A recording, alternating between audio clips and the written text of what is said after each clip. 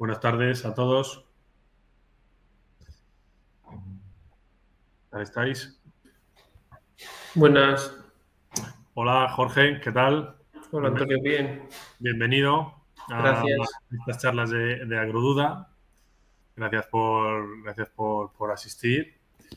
Y bueno, ¿conocías un poco la aplicación de Bidit? No, esta en particular no la conocía. Pues bueno, mira, pues te explico un poquito en lo que damos unos minutillos de rigor. Esto es una aplicación que es otra forma de dar charlas, es una aplicación interactiva donde abajo tenemos unos iconitos que pues vemos unos aplausos, ¿vale?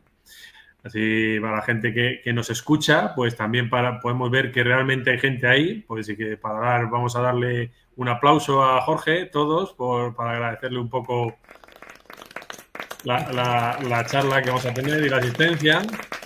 ¿Ves? Y luego, pues bueno, pues es una manera de interactuar.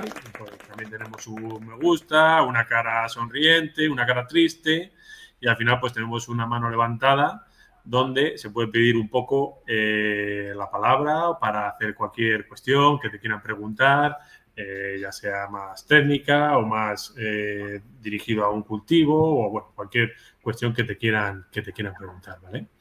Así que bueno, al final es otra forma de dar charlas y bueno, pues también pues está bien, ¿no? También, y para los que estamos aquí, ¿verdad? También está bien saber que realmente hay alguien detrás, porque muchas veces nos ponemos aquí a hablar y están bien pues que se pueda interactuar.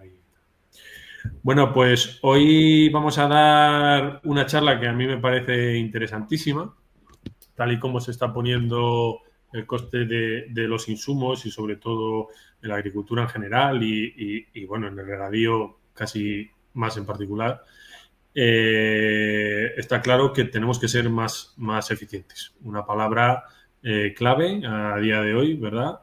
Y intentar un poco buscar esa eficiencia en todas las pasadas, pero sobre todo, pues al final en el abono, que es crucial si queremos tener unos rendimientos aceptables o unos rendimientos aptos, ¿verdad? Entonces, bueno, pues hoy nos acompaña Jorge, que representa a Graia Agrícola Castellana. Y bueno, pues si quieres, Jorge, pues cuéntanos tú un poco, así para empezar, qué es Agrae y cómo surgió la idea. Pues Agrae es una empresa que este año cumplimos 10 años desde los inicios. Nosotros en el 2014 empezamos con lo que es adquiriendo un equipo de mapeo de suelo a través de conductividad eléctrica aparente, un equipo Veris, que todavía seguimos trabajando con él. Y a partir de en esos años, 2014, pues no era común, o al menos en nuestro círculo, porque yo antes de ingeniero soy hijo de agricultor y hermano y sobrino, es decir, he mamado y sigo mamando la agricultura de secano que tenemos aquí en el Valle Santibáñez en Burgos desde pequeño, ¿no? Pero no era común el tema de pues, dosificación variable, todas estas cosas, ¿no? Se venía oyendo en otros países como en Argentina, donde teníamos relación. En Portugal había un grupo de investigación que también trabajaba en estas cosas, pero aquí no era nada común. Y ya en el 2014, pues lo que con ese equipo de mapeo, un poco por ilusión y con un poco con los ojos así cerrados, cegados por la ilusión, pues nos dimos cuenta que teníamos un equipo, pero realmente no lo podíamos utilizar para fertilización. Así que en ese año lo que nos dirigimos más es hacia viñedo. Hacia viñedo, previo plantación de viñedo, pues mapeábamos y seguimos mapeando los suelos para ver si esos suelos corresponden con lo que el viticultor en este caso le interesa o no le interesa, y a partir de ese trabajo inicial del mapeo del suelo, pues fuimos incorporando nuevos mapas, otras informaciones, lógicamente el análisis de los suelos, mapas derivados del modelo digital de elevación, como puede ser un mapa de insolación, y todo este trabajo, el del viñedo, pues iniciamos. Y ya en el 2017, después de hacer varias pruebas en la explotación de aquí de familiar en Miñón, pues lo que hicimos es pues dar el salto y ofrecer el servicio de fertilización variable pues en aquel año, campaña 2017-2018, la zona de Sariñena, de la mano de una empresa con la que seguimos trabajando, que es Protena, y pues empezamos un poco a aprender de la mano de los agricultores que en aquella época tenían ya una abonadora Isobus, que tenían control de tramos, que permitían hacer dosificación variable, y ya pues a partir de esa campaña pues ya nos vinimos para aquí. Nosotros somos una empresa de aquí de Burgos, de la zona de Bureba, zona de Palencia, Salamanca, Valladolid, y a día de hoy pues seguimos trabajando en lo que es fertilización variable, siembra variable, mapeo de suelos en general, pues principalmente aquí en Castilla y León, Aragón, algo en Navarra y en Rioja, ¿no? Es decir, principalmente de Madrid para arriba, ¿no? Es nuestro día a día. Y es eso, vamos incorporando y hemos ido incorporando durante estos años pues diferentes tecnologías, es decir, pero todo basado en la agronomía, es decir, la agronomía como base, como cimentación, como pilar central, y esa agronomía apoyada en herramientas de agricultura de precisión, como puede ser mapeo de suelos, como es imágenes satelitales, como es todos los datos que se recogen con los mapas de rendimiento de las cosechadoras, y todo ello también como otro pilar básico y esencial que es una analítica de suelo, ¿no? Sin una analítica de suelo nosotros no podemos hacer una prescripción, nosotros no podemos conocer realmente lo que le está pasando a ese suelo, ni mucho menos hacer un plan de abonado, ¿no? Es un poco la historia de la empresa. Y en este sentido, pues ya en este año 2024, como tal, somos una empresa dentro del grupo de Agrícola Castellana. Agrícola Castellana es el distribuidor de John Deere aquí en la región de Castilla y León y de Cantabria, y pues esto pues nos está dando más cobertura a nivel de llegar a más clientes, ofrecer un mejor servicio y poder implementar soluciones que apoyen esa agronomía, que igual tendríamos que esperar pues a 4 o 5 años, pero esto nos está permitiendo poderlas incorporar ahora. Interesantísimo. Entonces, lo que me parece muy interesante también, sí, podemos dar un aplauso, ¿verdad?, a los nuevos también que acaban de llegar, a Jorge por la iniciativa y por este trabajo que lleva detrás, que nos acaba de explicar. Lo que me parece muy interesante, Jorge, pues yo soy agricultor, a lo mejor no tengo los conocimientos y siempre está bien apoyarse en un técnico. El modelo un poco que hacéis, o sea, cómo empezamos, porque imagino que esto es un servicio que dais que es llave en mano, por así decir, ¿no? Pues al final hacéis todos estos trabajos que realizáis y además luego dais un asesoramiento y un acompañamiento. No se trata de que llegáis, pues hacéis una analítica, nos miréis la conductividad, como acabas de decir, y luego allá no las apañamos. Imagino que eso no funciona así, ¿no? Exacto, es un servicio de llave en mano, es decir, nosotros desde que el agricultor nos indica sus parcelas hasta que nos dice los cultivos, nosotros nos encargamos de todo. Vamos, mapeamos los suelos, muestreamos esos suelos, los analizamos, les interpretamos, ponemos en común toda esa información con el agricultor. Una vez que tenemos diferentes opciones que podemos luego ahora comentar en una pequeña presentación que os voy a compartir, ponemos en común esto con el agricultor y el agricultor siempre tiene última palabra. Oye, pues mira, de estas 3 fórmulas de fertilizante vamos a aplicar esta, o corrígeme un poco más esta zona, corrígeme más la otra. Y en función de eso le generamos ese mapa, si tiene la opción de hacerlo en dosificación variable, o le generamos esa tabla donde pues por parcela, por lote, la serna, los nogales, el páramo, el corral de no sé qué, es decir, toda esa información en una tabla para que sepa la dosis media ponderada que tiene que aplicar en el caso de no tener abonadora o distribución Isobus, lo que tiene que aplicar en cada caso.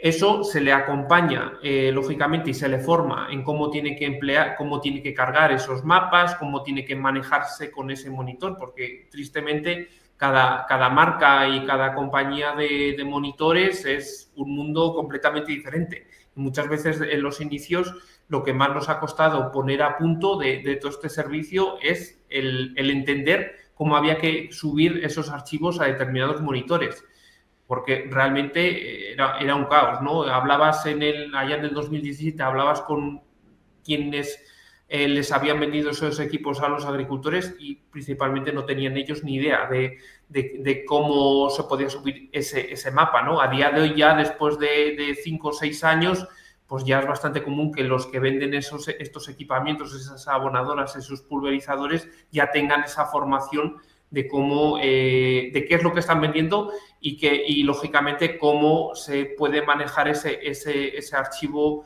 de dosificación variable. Pero nosotros siempre estamos con ellos. Es más, nosotros en el canal de YouTube nuestro hay un pequeño apartado que sí que es cierto que tenemos que subir varios vídeos que ya tenemos preparados de diferentes marcas de monitores, cómo se suben las prescripciones, ¿no? Porque al final esa información tiene que ser compartida, es decir, para que el agricultor, igual que nos pasa a nosotros, de un año a otro, pues se nos olvida cómo cargarlo, ¿no? Y lo más sencillo, hacer un vídeo, subirlo a Internet, 4 pasos y que sepa cómo cargar ese mapa a su equipo, a su monitor, ¿no? Y a partir de esa formación, de ese seguimiento que le hacemos al agricultor, después de eso ya no nos olvidamos hasta la siguiente campaña. Es decir, nosotros vamos haciendo el análisis del seguimiento satelital, el seguimiento del cultivo, si hay alguna incidencia de, oye, esta zona me marca amarilla o no está teniendo el desarrollo que tenía, pues vamos, analizamos el suelo, analizamos la planta si hace falta y vemos de dónde ha venido o por qué se deriva ese problema. Es decir, es un servicio agronómico apoyado en lo que es agricultura, en las herramientas de agricultura de precisión, que llega, lógicamente, hasta la cosecha, porque la cosecha al final, como dice un compañero, es el final de campaña, pero es el inicio de la siguiente. Por tanto, esa validación de lo que se ha extraído, de los nutrientes que se ha extraído, es lo que nos va a permitir obtener el mapa actualizado para el cultivo que vaya en la siguiente campaña o a la vuelta de 2 campañas si entre medias hay un barbecho, ¿no? Es decir, nosotros trabajamos en eso y sobre todo ahondamos mucho en lo que es la formación. Formación tanto a los agricultores como propia nuestra, porque es triste que los conceptos que nos explicaban en la universidad y que siguen explicándoles en la universidad, en muchos casos están anticuados o están fuera ya de la agricultura actual. Es decir, a nivel de extracciones de nutrientes, a nivel de estrategias de fertilización, diferentes fórmulas de fertilizantes que hay en el mercado, diferentes tecnologías también de fertilizantes, pues es decir, eso nosotros todos los años hacemos ensayos con los típicos ensayos experimentales con 3 o 4 réplicas, estadísticas y demás, primero para validar que las recomendaciones que estamos dando, que son un poco novedosas en algunos casos, sean las correctas para determinada zona y determinado cultivo, y también para demostrar que el agricultor en algunos casos está sobrefertilizando y en otros casos no está fertilizando por de menos, ¿no? En el caso del fósforo, sobrefertilizando, que eso podemos hablar más detenidamente sobre ello, y en el tema del potasio, pues está fertilizando por debajo, ¿no? Y en el tema del nitrógeno, pues también eso sí que es cierto que en estos años con la escalada de los precios, pues muchos agricultores, conociéndolo sin conocer, han tendido a ajustar bien las unidades de nitrógeno a las que correctamente tienen que ser o en algún caso pues quedarse por debajo de las que tendrían que ser, ¿no? Es decir, es diferente y estos años de escalada de los precios ha sufrido todo un vuelco bastante peculiar. Sí, está claro, está claro. Sí, porque eso es muy interesante, porque muchas veces decimos los abonos NPK y muchas veces no va en función de la importancia del elemento, ¿verdad? Que muchas veces se le da mucha importancia al fósforo, que la tiene, pero muchas veces se olvida el potasio, que también tiene una función muy importante. Vale, Jorge, pues si quieres, si tienes preparada una presentación, pues perfecto, porque así es mucho más visual y nos vas diciendo un poco cómo es el proceso. Creo que todo el mundo veis la pantalla, ¿verdad? Si la veis, podemos dar a la carita sonriente, por ejemplo, azul, para ver si podéis ver la pantalla perfectamente. Vale, perfecto. Y cualquier pregunta, ya sabéis que la podéis escribir en el chat o levantar la mano para cualquier pregunta que se le quiera hacer a Jorge. Vale, Jorge, pues nada, pues te escuchamos y bueno, yo te iré preguntando alguna cosilla que se me pueda ocurrir así un poco de andar por casa. Sí, sí, sí. Práctica, ¿vale? Ir interrumpiéndome, que eso es lo bonito, ¿no? A ver, lo que estábamos un poco al hilo de lo que estamos ahora hablando, es decir, siempre lo que tú comentabas, Antonio, es decir, siempre hablamos de NPK y pensamos ya que la planta consume esos nutrientes en ese orden, nitrógeno, fósforo y potasio. Y no, es decir, daros cuenta que muchas fórmulas de las que tradicionalmente se conocen, el 8-24-8, el 14-30-14, muy común en la zona de Palencia, es decir, esas fórmulas ¿de qué están altas? Altas de fósforo. Y el fósforo, si nos damos cuenta en este gráfico, en este caso es el tercer elemento que la planta consume. Incluso podemos afirmar que es el cuarto elemento que la planta consume. Y estamos fertilizando nuestros cultivos como si fuese el segundo. ¿Eso qué supone? Que estamos aportando más fósforo de lo que el cultivo necesita y ese fósforo alguno puede decir, bueno, hay que dar en el suelo. Hay que dar en el suelo, pero depende de otro factor, que es el tema de los carbonatos. ¿Cómo puedo saber yo que mis suelos tienen carbonatos o no? Pues muy sencillo. Vinagre todos tenemos en casa. Cogemos un poco de vinagre, lo echamos al suelo y cuanta más efervescencia, más burbujeo genere, más carbonatos tiene ese suelo. Ese carbonato, al final, lo que desencadena es que ese carbonato bloquee, retrodegrade, que es la palabra técnica, retrodegrade ese fósforo. Es decir, todo el fósforo que el cultivo no va a absorber, no va a consumir, perdón, ese fósforo hay una gran parte que se va a bloquear, que se va a pasar de asimilable a no asimilable. Por lo tanto, eso es tirar el dinero. Caso que nos puede suceder, por ejemplo, aquí en Castilla y León, los suelos del sur de Valladolid, Salamanca, suelos que no tienen, por lo general, no tienen carbonatos, por lo tanto, no hay ese bloqueo de fósforo y que nos encontramos con suelos con unos niveles de fósforo asimilable muy elevados, muy altos a muy altos. Hay mucho fósforo asimilable. ¿Por qué? Porque vienen de una estrategia de aportar durante los últimos 20, 30 años fórmulas altas en fósforo. Es decir, se ha aportado más fósforo de lo que la planta ha necesitado. Esto, al contrario, daros cuenta que el fósforo y el nitrógeno se va en el grano. En este caso es un ejemplo de cebada, pero los ratios son similares, por ejemplo, en un maíz, en otro tipo de cereal, o en un trigo. Es decir, el nitrógeno y el fósforo se va con el grano. Pero en el caso del potasio, el potasio se queda en la paja. El 80% que el cultivo, el 80% del potasio se queda en la paja. Es decir, el tema también de gestionar esa paja es importante. Es decir, nosotros tenemos el caso, por ejemplo, cuando empezamos a trabajar en la zona de Sariñena, que allí es, pues, sacan dos cultivos, ¿no? Ahora, pues, están ya empezando a cosechar la cebada para luego meter un maíz de segunda, ¿no? Que llaman. Pues nosotros cuando empezamos a trabajar llevábamos las muestras al laboratorio y la compañera que estaba haciendo las muestras, ya desesperada, un día me llama y dice, pero esto está mal, me salen unos niveles de potasio muy altos. Y ya compartiéndoselo con la gente de allí de Sariñena, decía, no, esto es lo normal. Tú date cuenta una cuestión, la cebada se la fertiliza y al maíz se la fertiliza, y al maíz que viene después se le fertiliza igual. Es más, en algún caso, la paja de la cebada se pica y luego el rastrojo del maíz se pica. Es decir, se está aportando potasio y no se está extrayendo en este caso al empacar la paja. Por tanto, se está enriqueciendo ese suelo de potasio. Ese es el caso extremo, pero otro caso también nos podemos encontrar, que es bastante común. Aquí en Burgos, en la zona norte, tenemos un caso de dos agricultores. El uno pica la paja y el otro la empaca. Y llevan así muchos años. El uno siempre la pica. Suelos iguales, textura más arenosa, franca arenosa. Los dos son los iguales y el uno tiene unos niveles de potasio medio altos y el otro tiene unos niveles tirando a bajos. ¿Por qué? Date cuenta que el 80% del potasio se marcha a la paja.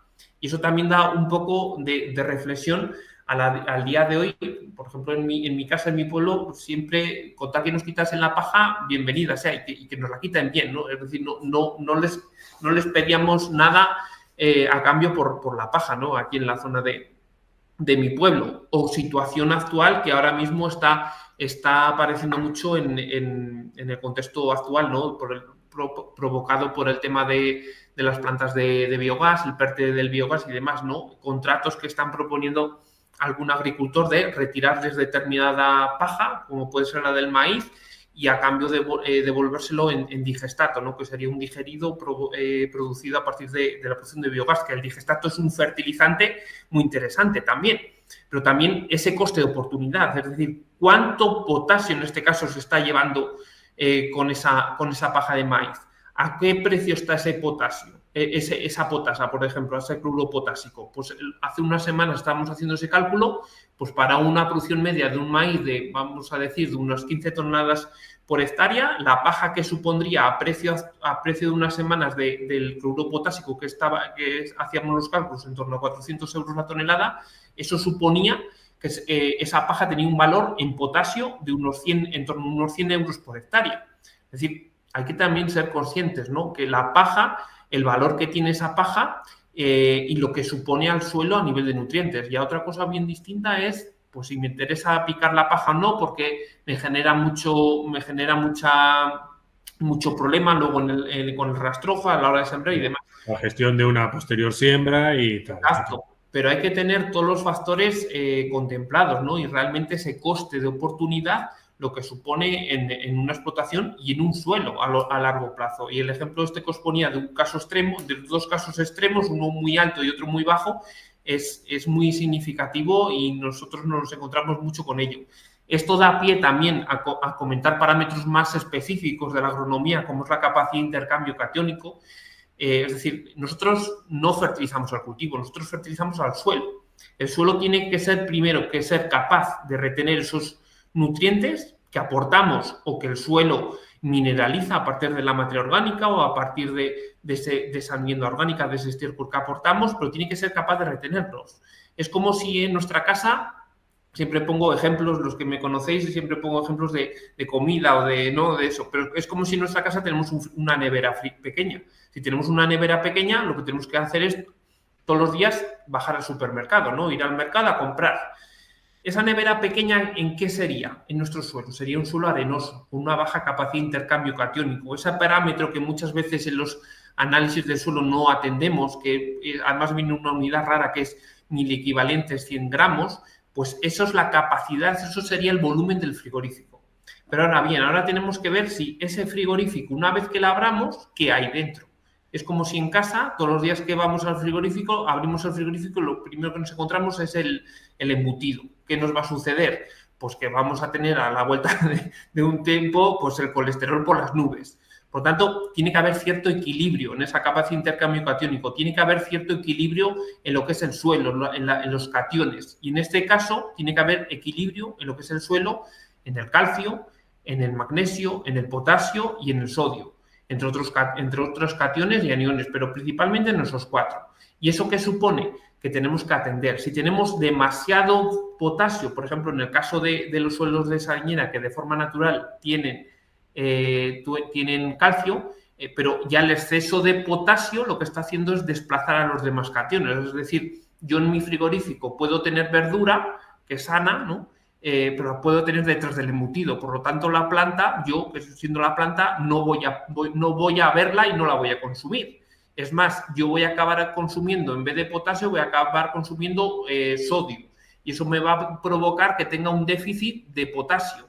Pero si realmente tienes potasio, ya, pero es que como no lo veo, no lo consumo. No sé si me estoy guiando mucho con el ejemplo, pero daros cuenta que es esa situación. Y muchas veces no atendemos a... No, esto es un pH ácido. Sí, un suelo arenoso por lo general es un pH ácido, pero el tema del pH involucra también está, no vamos a decir directamente relacionado, pero tiene bastante relación con la capacidad de intercambio catiónico, que sería el volumen de esa nevera.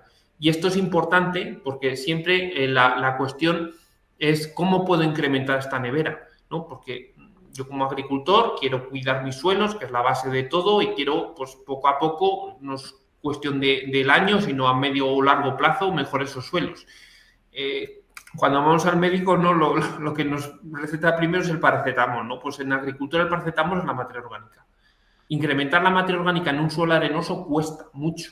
¿Por qué? Porque ese suelo arenoso tiene un potencial redox que lo que desencadena es que esa materia orgánica se oxide de forma más rápida que un suelo arcilloso. Por lo tanto, esa materia orgánica que al final en un suelo, no vamos a especificar, ahora especificamos, pero en un suelo lo que hace es de cemento, de argamasa, para que esas partículas se vayan uniendo y que esos enlaces, como esos imanes, entre comillas, donde se asocien esos nutrientes, queden retenidos. Pero ¿qué pasa en un suelo arenoso? Esa materia orgánica se oxida muy rápida, se mineraliza muy rápida.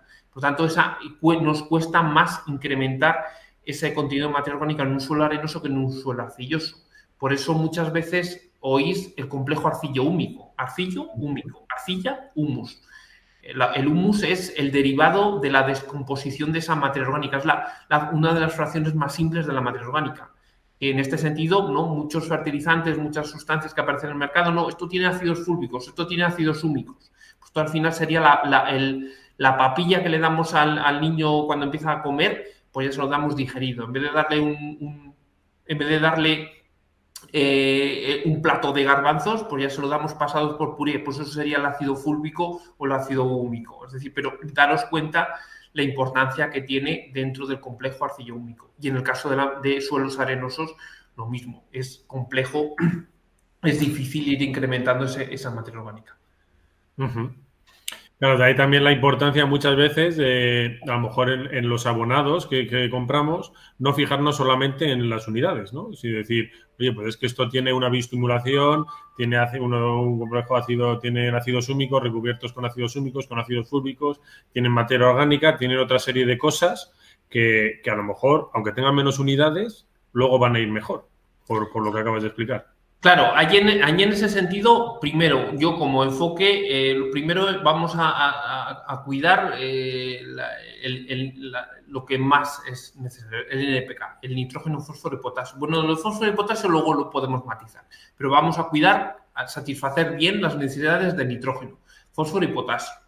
Y luego hay que atender muy bien volviendo al ejemplo ese del frigorífico, ¿qué me falta? ¿Qué me falta y qué puedo hacer para quitar ese exceso que tengo en ese frigorífico?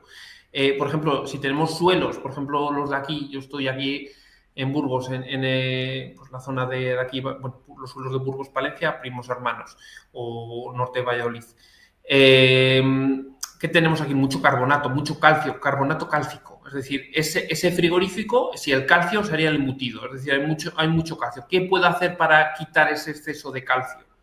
O balancear ese equilibrio de calcio, aportar sulfatos. El tema del nitrosulfato, ¿no? Que ahora es una cosa que ahora tenemos súper interiorizada, ¿no? Yo aplico nitrato con la primera cobertura nitrosulfato o aplico abonos con sulfato. ¿Por qué?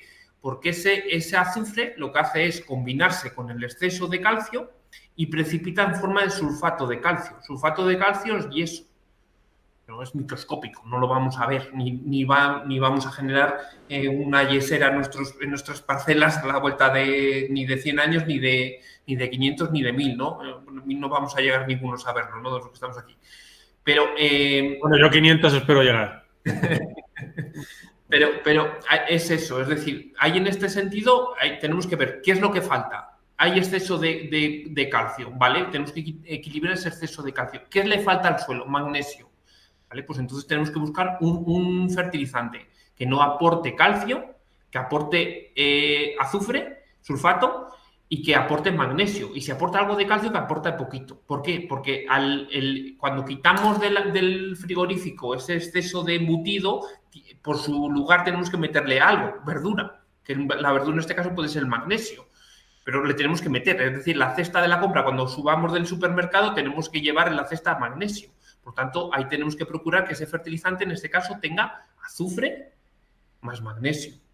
O azufre, pues con el tema de que estábamos antes hablando, si tenemos un suelo con baja capacidad de intercambio catiónico, abonos que aporten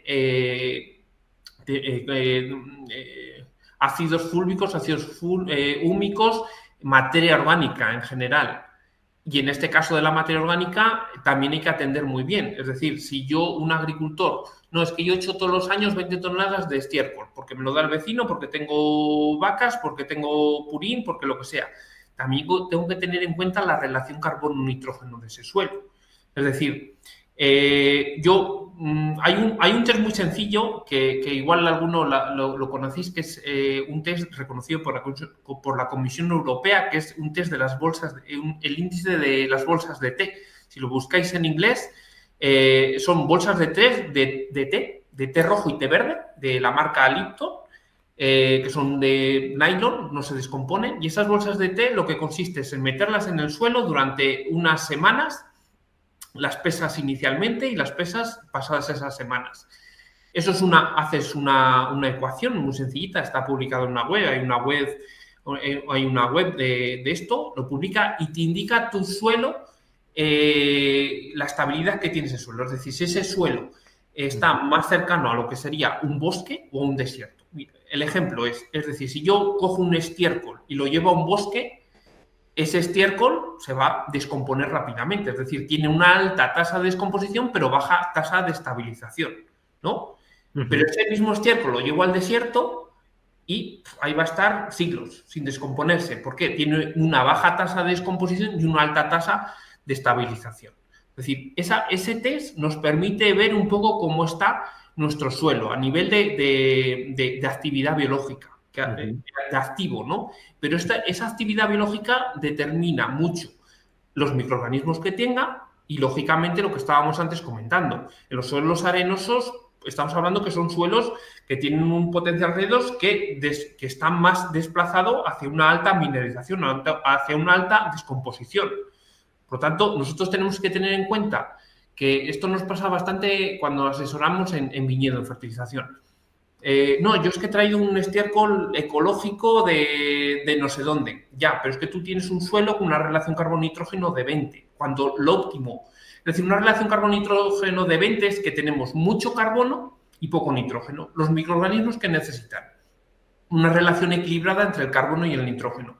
Si tenemos más carbono que nitrógeno, pues los microorganismos es como si tenemos muchas magdalenas para poca leche por las mañanas, ¿no? Pues al final nos acabaremos comiendo las magdalenas de por la mañana sin mojarlas en leche y se nos harán bola aquí en la garganta, ¿no? En el caso de que tengamos una relación carbono-nitrógeno baja, por debajo de 12, eso supone que tenemos más leche que magdalenas, ¿no? El ejemplo así muy gastronómico, ¿no? Pues esto sucede lo mismo. Es decir, si tenemos una relación carbono-nitrógeno alta, un suelo alta de un 20 o 18, y le estoy aplicando un estiércol que también tiene una relación carbono-nitrógeno alta, pues van a estar el estiércol y el suelo tú a tú en un extremo.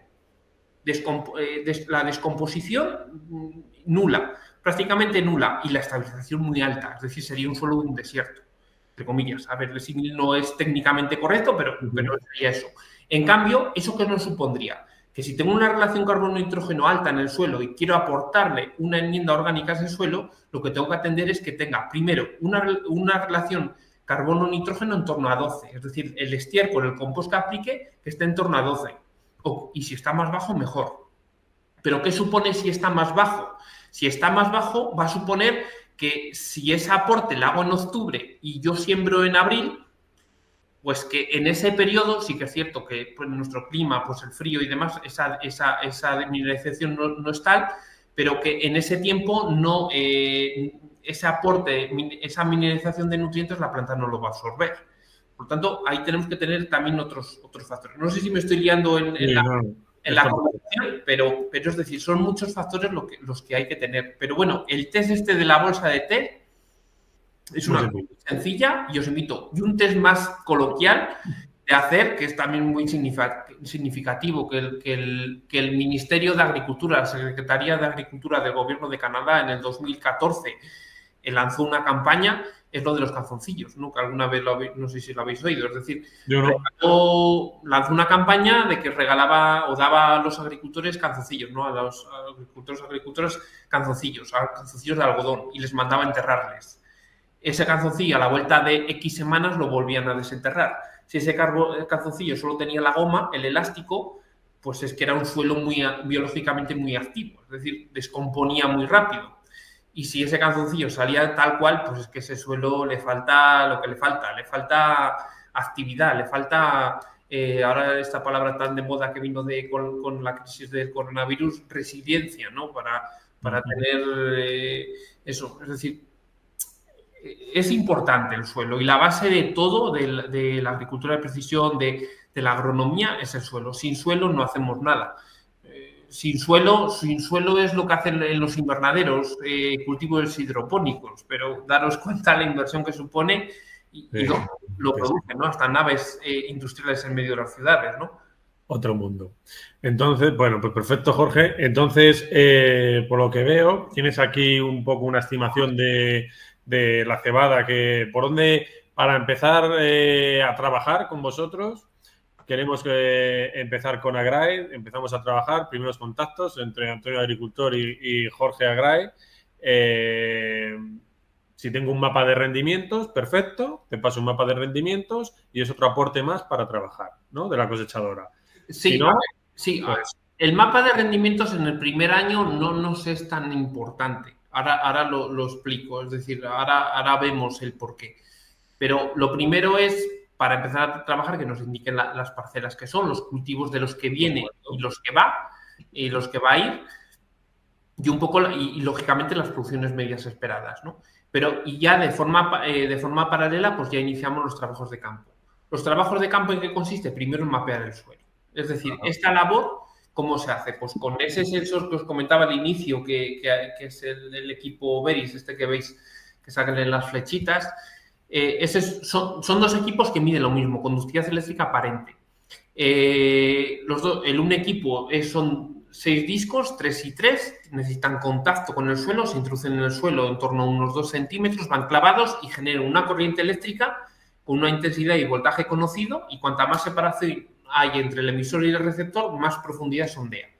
Esto se pasa en la parcela en torno a 15-18 metros y se genera una nube de puntos. Esa nube de puntos de conductividad eléctrica de 0 a 40 y de 40 a 90 centímetros de profundidad, luego se procesa y se generarían esos mapas que ahora veríamos. Sí, El ahora otro, coges un quad, os montáis en un quad, vais con este aparato que nos acabas de explicar, de bandas de 18 a 18 metros, sí, haces la tierra entera a mano, das unos cabeceros, supongo, haces mapea ahí, de ahí sale un mapa de conductividad eléctrica aparente. sí, bueno, salen unos puntos de Sí, conductividad salen unos eléctrica, puntos de donde hay coges, que exacto. procesar, se procesa con Geostadisc y demás. El otro equipo que se muestra en la foto mide lo mismo, lo que pasa que no es por contacto, son electroimanes, generan campos electromagnéticos y eso también entran en el suelo y van registrando la misma magnitud, que es la conductividad eléctrica aparente. Esa conductividad eléctrica aparente, ¿con qué está relacionado? Con la textura del suelo. Valores bajos nos están indicando texturas gruesas y conforme arenas, ¿no? Y conforme se va aumentando, pues limo, arcilla. Incluso si llega a determinado valor, pues en torno a por encima de los 120, 140, 150 milísimes metro, que es la unidad de medida, pues nos están indicando problemas de salinidad, zonas de salinidad.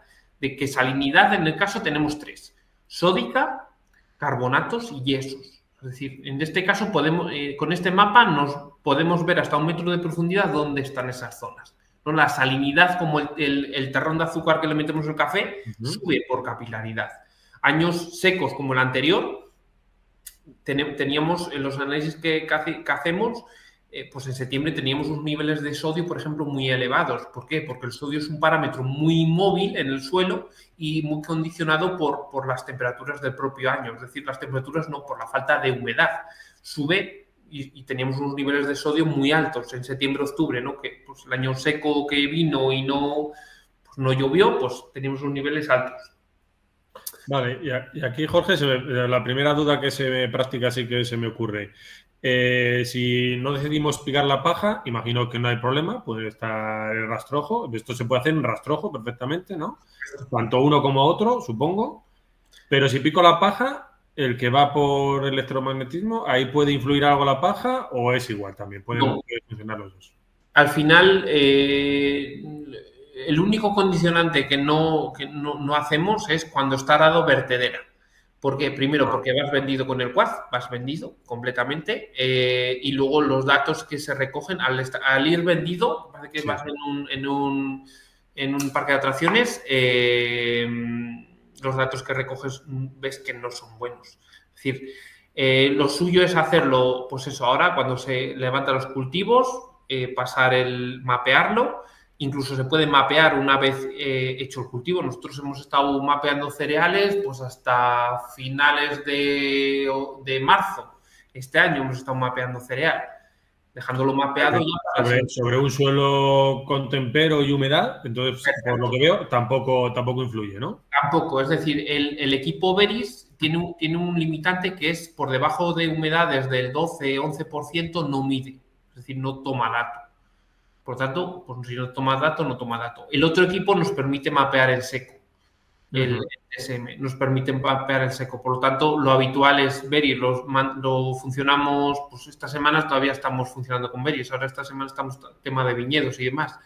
Y el TSM, pues una vez que se cosecha, a partir de julio, pues tiramos todo con TSM hasta que algún día llueve y vamos también con Veris, ¿no? Pero los dos equipos miden exactamente lo mismo, le damos sobre todo esa misma valor agronómico a esos datos que se recogen con uno y con otro, que es lo importante, el valor agronómico.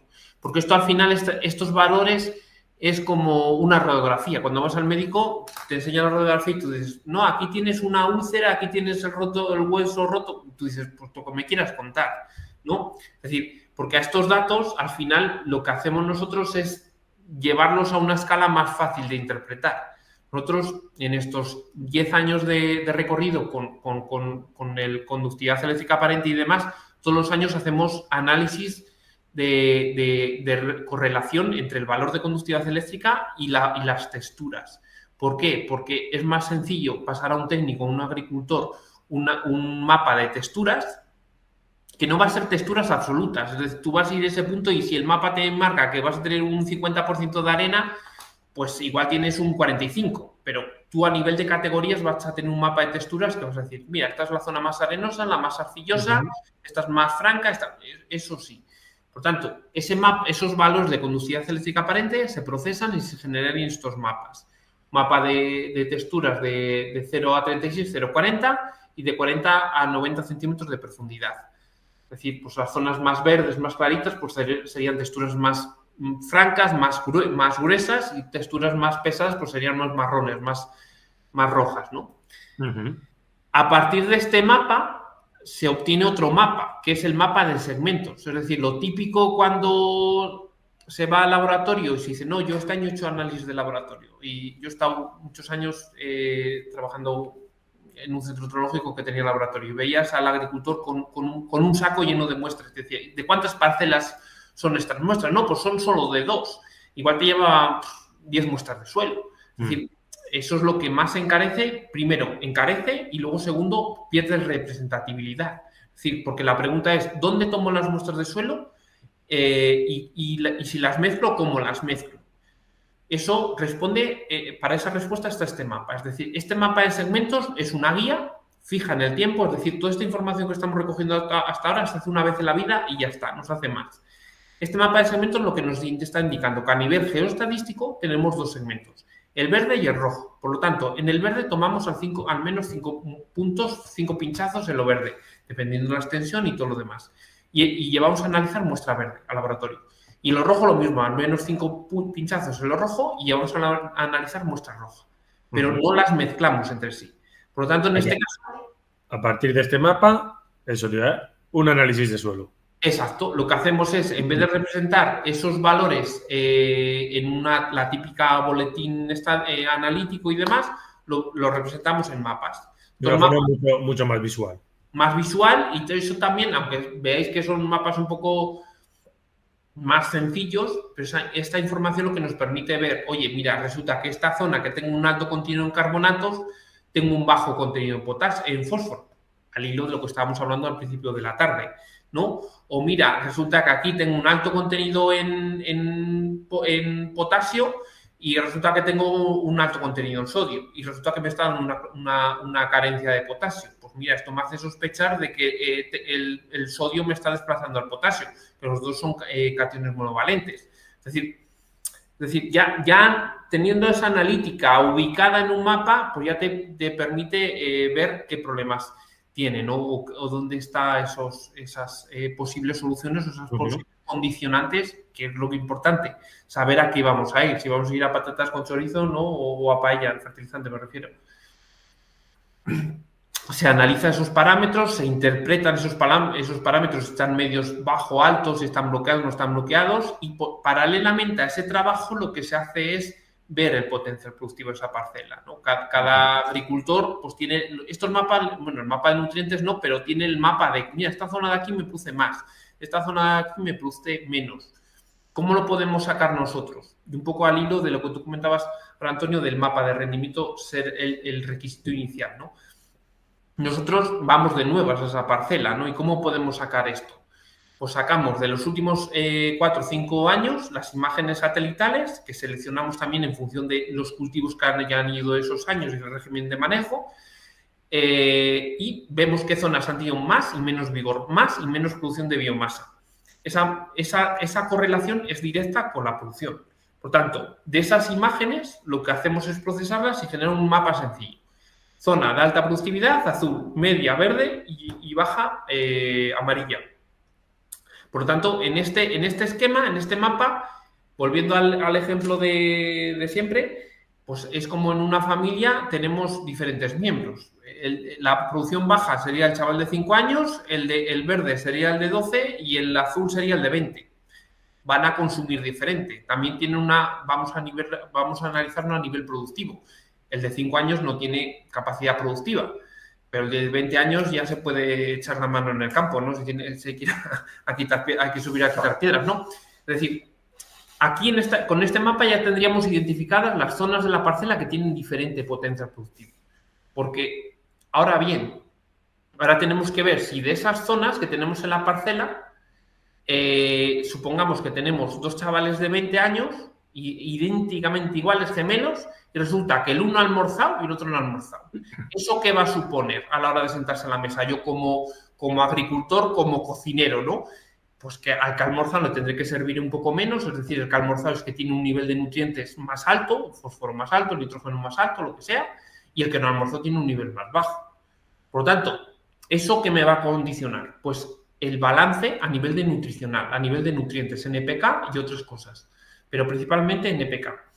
Si atendemos este trigo, ¿no? Pues trigo, producción media esperada, 7.200, la producción más baja, es decir, 7.200 sería el chaval de 15 años. El de 5 años sería 6.600 y el de 20 años sería 7.800 casi, ¿no? La cosecha, ¿qué extracciones tiene de NPK? Pues mira, pues tiene lo de que arriba, no sé si veis el puntero, 122, 56, 35. Y la paja extraería 47, 10 y 104 unidades de potasio. Pero claro, eso es sin saber si ha almorzado o no ha almorzado. Ahora tenemos que ponderarlo por si ha almorzado o no ha almorzado, el estado que tiene de ese suelo. Por lo tanto, si tenéis en cuenta aquí, 56 más 10 son 66 a nivel de fósforo, ¿no? Y aquí resulta que como ha almorzado, como tiene un nivel de fósforo alto, como lo veis aquí en el suelo 2 alto, eso que supone que le tengo que servir un poco menos, es decir, de 66 le aplico 46, porque ya tiene fósforo disponible en suelo.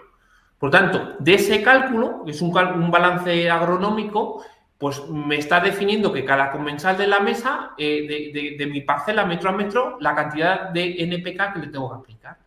Y estas necesidades son las que les tengo que aportar a cada metro cuadrado, no, a cada región, metro cuadrado entre comillas, ¿no? Lógicamente.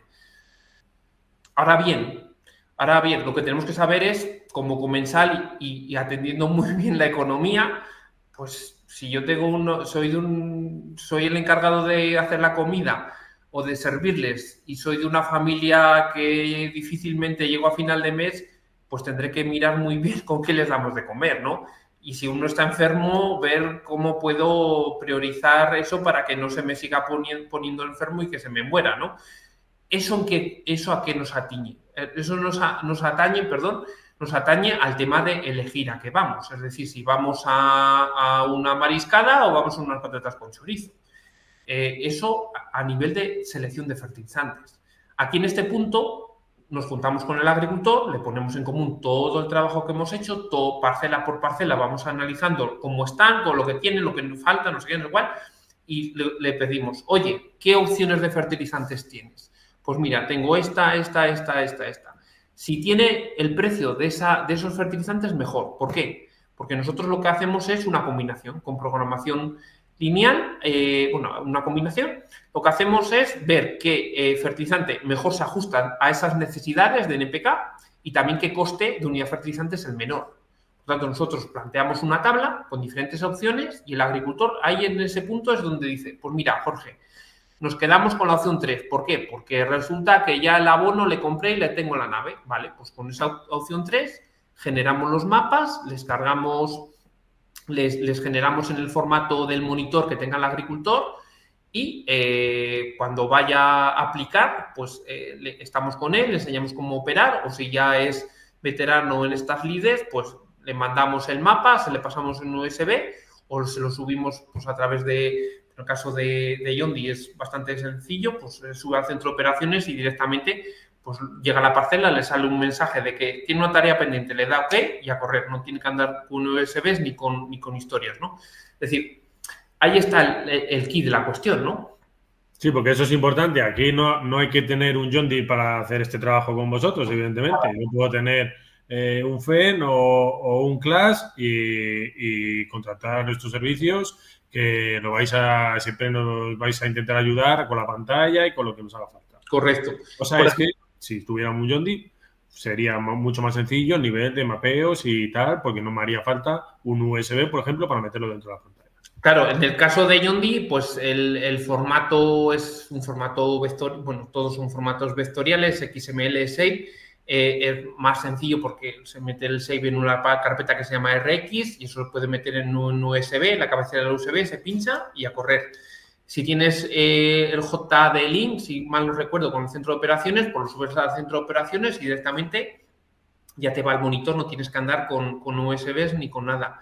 Con otras marcas, pues con otras marcas tienes que andar con el USB. Nosotros siempre pasamos el formato que sea de esa marca. Por ejemplo, este año no habíamos hecho todavía ninguna aplicación con el monitor de Massey Ferguson.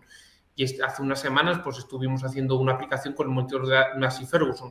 Bien, cosa diferente es lo que ponía en el manual, a cosa diferente es cómo lo pudimos aplicar, ¿no? Que al final el manual lo ponía que era en formato XML en la cabecera con la carpeta Tasdata y al final lo que era más sencillo era meterlo en una carpeta que se llamaba SAPFile con mayúsculas y meter directamente ahí el archivo de la parcela. Es decir, estamos abiertos a cualquier marca, lógicamente, porque es así. Vale. No vendemos, aunque pertenecemos dentro del Grupo Agrícola Castellana, pero nosotros como tal no vendemos ni tractores ni nada por el estilo. Y os preocupáis vosotros, que eso es importante, que mucha gente dice, bueno, no me cuentes a mí que si SafeFile, que si XML, que si no sé qué, que ni lo sé, ni lo quiero saber o no estoy para estas cosas.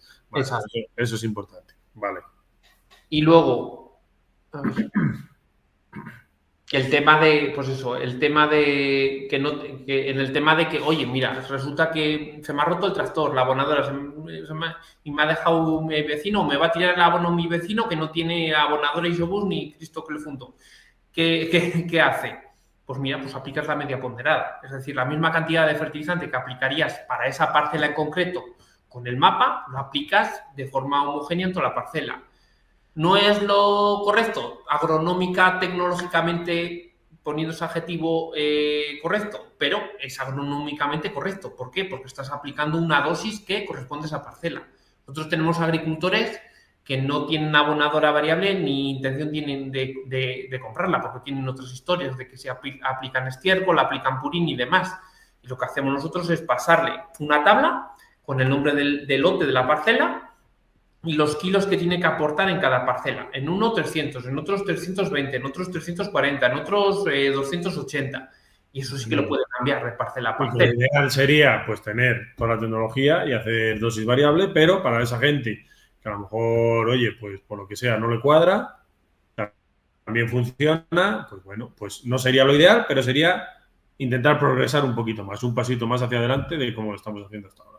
Claro, en esta cuestión del tema de la dosificación variable, es decir, nuestro argumento y nuestra experiencia en estos años, por un lado, es el factor agronómico. Es decir, antes de pandemia, antes de la disparada de los precios fertilizantes, se sobrefertilizaba una barbaridad. A día de hoy hay gente que se ha ajustado bastante. De forma acertada o no tan acertada, que ha pegado el freno y luego eso puede pasar factura. O sea, pasará factura. Pero a nivel agronómico ya en sí mismo es saber que estás haciendo bien las cosas. Y luego con la dosificación variable, es decir, a las zonas menos productivas les estás dando menos y a las zonas más productivas les estás dando más. Es decir, es lo mismo del ejemplo, ¿no? En mi casa mis padres y mis tíos siempre decían, ¿no? ¿Cómo que la zona mala le tendrás que echar más abono y a la zona buena menos porque es buena? Pues no, al burro después de muerto la cebada al rabo, ¿no? Es un dicho castellano, ¿no? Pues es lo mismo, es decir, el ejemplo ese que os ponía, el chaval de 5 años, si le pones con medio cazo tiene, pero si le pones 3 cazos, pues al final lo que va a hacer es desperdiciar toda esa comida, porque su techo productivo no es que satisfagas las necesidades de nitrógeno, fósforo y potasio, tendrá otros problemas. La compactación, un bloqueo, tendrá otros problemas. La falta de agua, pero no es eso. Y en cambio, el que sí que lo puede dar, que sería ese chaval de 20 años, más productivo y demás, a ese dale buen plato, dale lo que necesite, porque ese va a poder generar esa producción. Por ejemplo, un año como este, pues que viene bien, que pues lo mismo, es decir, cubre bien las necesidades para ese potencial productivo. Y es importante también año a año ir conociendo cada potencial productivo de cada parcela, ¿no? Porque otra cosa importante, que ahora parece que no el tema de nosotros allá en el 2017, cuando empezamos con estas cosas, pues eso, el tema de la huella de carbono, ¿no? Ahora parece que está de moda, pero hace años ya lo seguía estando. Si yo en mi explotación, la huella de carbono y todos esos indicadores ambientales son indicadores económicos. Es decir, si yo en mi explotación tengo menos huella de carbono, a costa de que gasto menos fertilizante, es a costa de que gano menos fertilizante. Mi bolsillo está más contento. ¿Por qué? Pero eso que supone de que esa reducción de fertilizante en la fábrica ya no lo han tenido que producir y por lo tanto no ha tenido que emitir esos gases de efecto invernadero, esa combustión del gas natural para producir nitrógeno. Por lo tanto, mi kilo de trigo va a tener menos huella de carbono este año que años anteriores que venía aplicando más, ¿no? Sí, esto además es un tema muy importante porque dentro de nada, cuando estemos cobrando por esa captura de CO2, de esta huella de carbono, pues tendremos que fijar mucho en los abonos que vienen, con qué huella de carbono vienen, si se ha hecho en una fábrica de cero emisiones, porque al final eso nos va a dar un poco, como va así decir, puntos a la hora de yo cobrar por esa captación de CO2. Claro. En este sentido hay que tener en cuenta una cosa, es decir, ahora mismo en la Comisión Europea se está negociando, es decir, poner unas normas de juego comunes en toda Europa, es decir, qué se entiende por reducción de carbono, qué se entiende por captura de carbono, que son dos cosas diferentes. Esto sería reducción de carbono, reducción de carbono, es decir, tú estás reduciendo fertilizantes, estás dejando de evitar emisión de carbono.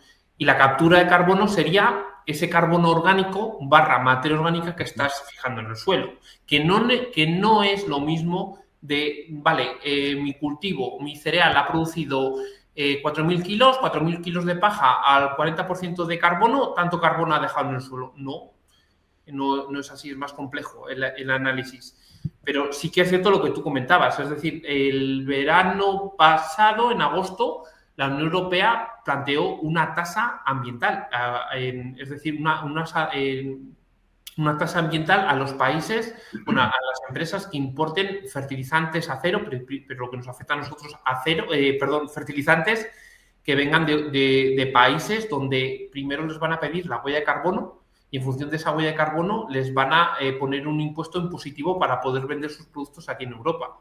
Es decir, es un proteccionismo, eso daría para debate, para otra conversación, pero es un proteccionismo ambientalista que se está planteando desde Europa. Eso también daría para otro debate, pero igual de acelerado y no coherente con la actualidad y el sector del campo, pero es un proteccionismo que se está desarrollando desde Europa, sí. Ese ambientalismo, ¿no? Pero es importante, ¿no? Posteriormente, el tema de la combinación de fertilizantes, que es lo que estábamos hablando antes, el seguimiento del cultivo es importante. Nosotros, por ejemplo, es decir, a lo que hacemos nosotros, alguno puede pensar, no, pues es que esto yo lo hago con imágenes de satélite, o esto yo lo hago, pues... a ver, las imágenes de satélite, nosotros incorporamos las imágenes de satélite, pero a mí yo puedo prescindir del mapeo, puedo prescindir de la imagen de satélite, puedo prescindir del mapa de rendimiento, pero lo que no puedo prescindir es del análisis de suelo. Es decir, un análisis de suelo es lo básico. Si no sé lo que tiene el suelo a nivel de nitrógeno mineral, que eso podemos comentar, las diferentes formas de nitrógeno y demás, de poco me sirve. Y yo hacer una dosificación variable en función de imágenes de satélite, solo de análisis de satélite sin tener en cuenta el suelo, es así, tirar un dado al azar y lo que salga. Ejemplo, imágenes de satélite. Cuando se hace, nosotros la imagen de satélite solo en cereales, de aquí de la zona de Castilla y León, las utilizamos a partir de la segunda quincena de febrero, primero de marzo. ¿Por qué? Porque antes la imagen de satélite nos está dando una respuesta de la integral térmica, de la fenología del cultivo. Es decir, en una parcela, supongamos que tenemos una ladera que da al norte y otra que da al sur, en la misma finca. La ladera que da al norte es más fría. Por tanto, ahí el cultivo se va a desarrollar más tarde. Si yo cojo la instantánea de la imagen de satélite y hago un mapa de dosificación variable en ese momento, a la zona más fría no le voy a dar abono, le voy a dar poco, y a la zona más cálida le voy a dar más. Eso es ser egoísta, ¿no? No estoy atendiendo a la realidad de lo que está desarrollando. ¿Cuándo ya empieza a disimularse ese efecto? Pues a partir de la segunda quincena de febrero. Es decir, cuando se aplican segundas coberteras en cereal, pues nosotros es cuando ponderamos esa información. Es decir, que en determinada zona nos quedaban 30 unidades de nitrógeno a aplicar. Vale, pues dentro de esas 30 unidades hay una zona que tiene más vigor y otra que tiene menos. Pues vale, pues la que tiene menos le voy a dar, en vez de 30, le voy a dar 28 unidades, y a la que tiene más vigor le voy a dar 32 unidades, ¿no? Es decir, hago esa ponderación, ¿no? O en el caso extremo, pues que hay una zona encharcada, pues lógicamente ahí no le voy a dar nada, porque está encharcado y ahí no ha producido ninguna planta, ¿no? Es decir, ahí es donde tiene interés esa ponderación.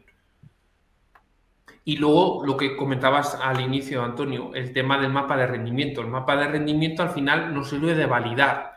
Es decir, en las campañas siguientes ya no voy a tener que hacer análisis, mapeo de suelos. El análisis de suelos va a ser menos exhaustivo, y el mapa de rendimiento lo que nos va a permitir es validar. ¿Que tengo un mapa de rendimiento? Estupendo. ¿Que no lo tengo? Ahora os explico. Pero el mapa de rendimiento, es decir, yo sé lo que tenía mi suelo, lo que he aportado con los mapas de fertilización, y en este caso si los he documentado, porque una cosa es el mapa que tú subes y otra cosa es el mapa que aplica la máquina. Claro, tiene que ser capaz, exactamente. Exacto. Y luego también voy a saber con el mapa de rendimiento las extracciones que ha habido. Es decir, yo en octubre, la agricultura es una empresa que juega mucho a, ¿no? una apuesta al sol, ¿no? O mejor dicho, a la lluvia, ¿no? En octubre tú estimas qué producción vas a obtener. Pues 4.000 kilos por hectárea. Pues te puede venir el año bueno o te puede venir el año desastroso. Pues si te viene el año mayor de 4.000, ¿eso qué ha supuesto? Ha habido más extracciones. Por tanto, al año que viene, con el bolsillo contento, poder reponer esas extracciones. O en el caso del año anterior, hubo menos extracciones de las que pensábamos. ¿Por qué?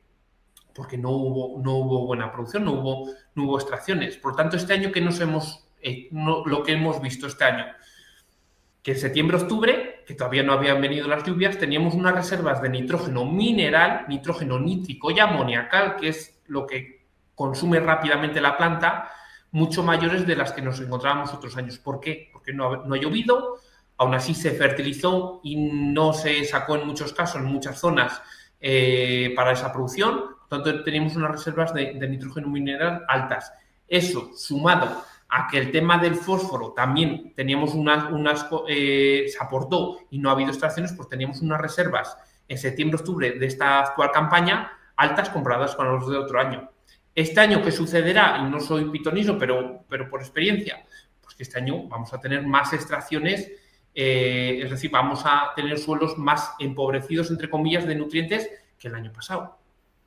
Pero también eso es una estrategia positiva, es decir, porque si yo sé que tengo ha venido el año malo y tengo una reserva de suelo que está bien, pues oye, el año malo, economía débil, pues me voy a gastar poco abono, ¿no? Es decir, es importante. Lo que se trata es de realizar un poco las decisiones que tomamos en agricultura todos los días, y en este caso del abonado, en función a los datos. a datos, que muchas veces no quiere decir que sea la varita mágica, ni la rentabilidad, aunque luego nos expliques un poco la rentabilidad que podemos obtener, pero desde luego que no va a ser de cerrar a no cerrar, pero va a ser un pasito más a buscar esa rentabilidad y ese progreso, ¿no? Y entonces, pues hacerlo en función de datos que luego, como tú has dicho, las condiciones climáticas, pues nos dirán si hemos acertado o no hemos acertado, porque al final aquí lo que nos pone y nos quita es el de arriba, ¿verdad?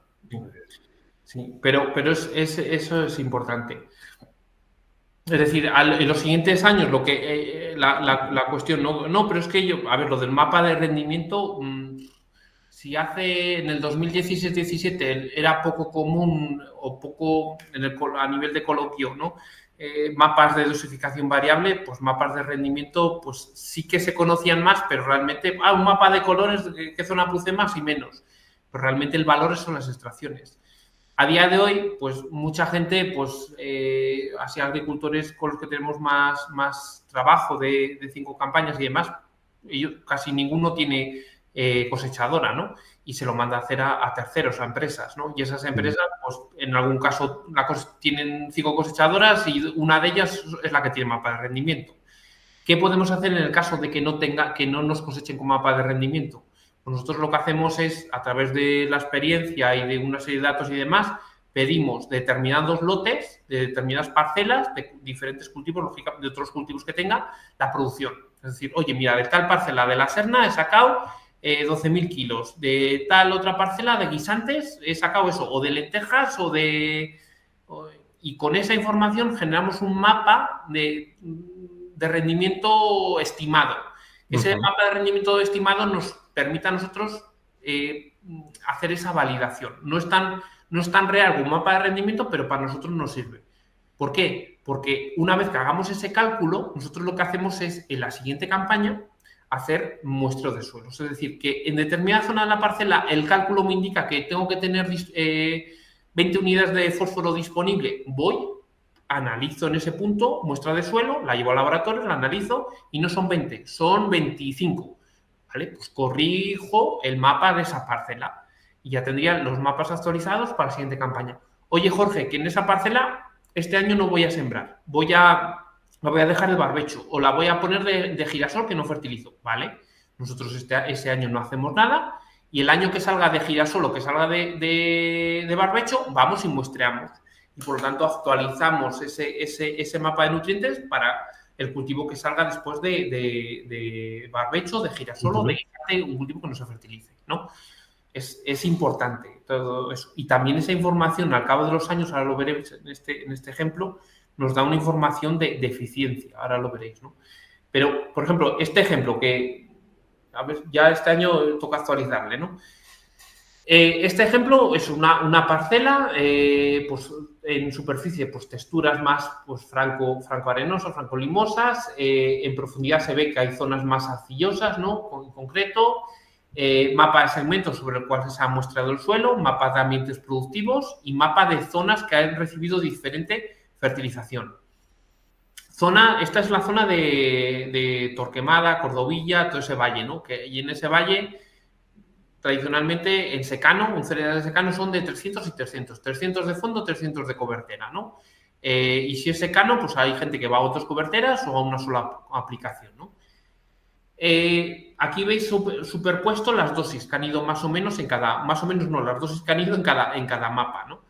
Pues en fondo, pues de variaciones de 96 kilos por hectárea, alguna zona de 226 y alguna zona de 174, una primera cobertera con nitrosulfato, en torno a 221, 200, 252 y una segunda cobertera en torno pues, a 106, 115, es decir, esa variabilidad de dosis.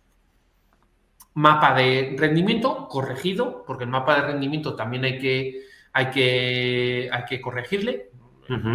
Como todos los índices hay que aterrizarles. Pues veis zonas que apenas la zona más de arriba, más carbonato, más que se lava, pues 400, 600 kilos y las zonas más azules, zonas más productivas. Mapa de ingresos de beneficio parcial y luego este mapa. Esto es el dato. Es decir, una cosa es la agronomía y otra cosa es la experiencia. Es decir, la experiencia es el agricultor. El agricultor ya sabe, el agricultor que ya lleva año tras año conociendo y analizando esas parcelas desde la cabina tractor o a pie de campo, ya sabe que en esa parcela, por mucho que le aplique 200 kilos por hectárea de determinada fórmula fertilizante, es que no va a sacar, no lo saca, no lo compensa.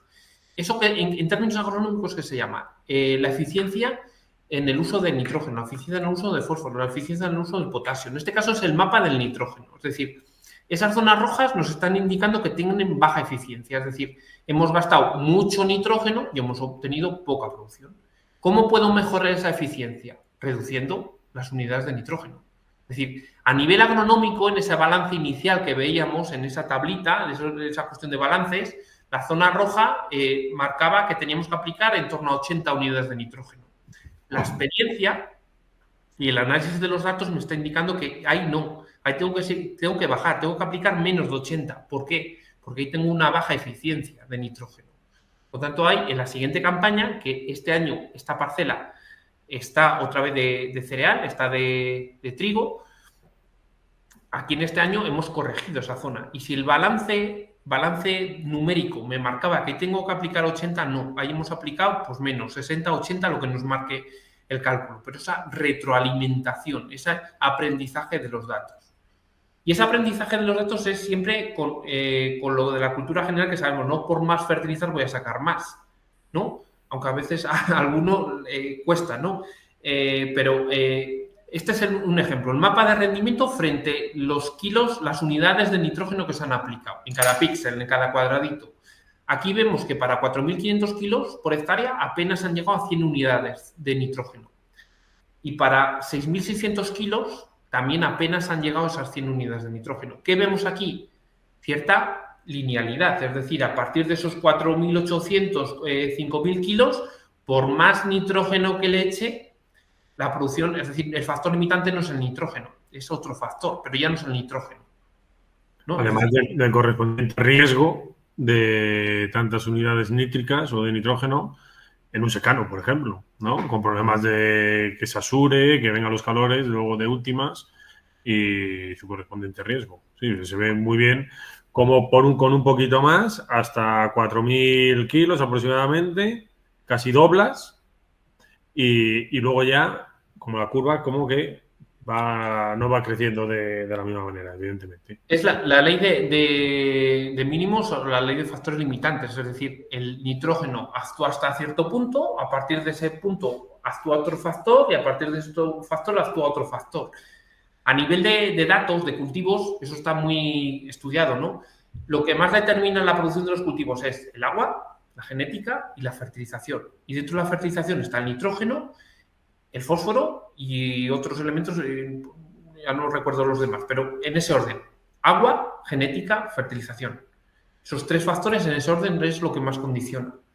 Lógicamente, pues en el tema de la genética ha avanzado todo esto un montón y está avanzando todo esto un montón, ¿no? Hace unas semanas, ¿no, Antonio? Estábamos en Genuce. Y ya dentro de Genuce hay un apartado específico de fertilización, ¿no? Se está abriendo esa brecha, ¿no? De realmente las variedades consumen lo mismo, no consumen lo mismo, interesante. Es decir, hay un campo muy interesante, ¿no? De abrir para optimizar, ¿no? No es lo mismo el nitrógeno que te va a consumir un trigo, una cebada de hace 50 años que entrabas y te llegaba más arriba de la cintura, a una cebada que son más pequeñitas, eso, es decir, la biomasa que tiene es menor, por lo tanto tiene menos consumo, ¿no? Es decir, ahí también entra un poco la eficiencia, ¿no? Pero es importante atender a estas cuestiones de la eficiencia, porque esto nos da el aprendizaje para las siguientes campañas, ir ajustando ese techo productivo y también ver en esa zona que tiene baja eficiencia, por conocimiento de la parcela, son zonas que tienen mucho carbonato y son zonas de arriba de una ladera, que principalmente ese carbonato lo que hace es cementar, que son zonas que tienen una compactación mayor. Por tanto, hay en esa ladera una acción que puede ser, que es muy efectiva, es un subsolado en esa zona. Un subsolado, que el agua que baje de la ladera que se ve de arriba percole y no arrastre ese carbonato a masas más abajo, y que también ese carbonato no cemente y no genere esa asfixia radicular a los cultivos, ¿no? Es decir, o aplicar una enmienda, bueno, aquí un secano hay que ver la rentabilidad y demás, ¿no?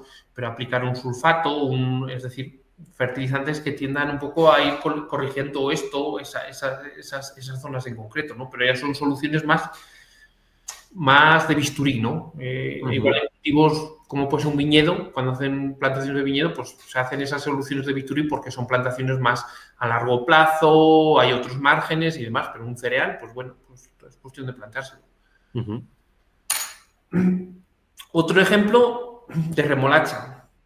La remolacha, como todos los cultivos que van a materia seca,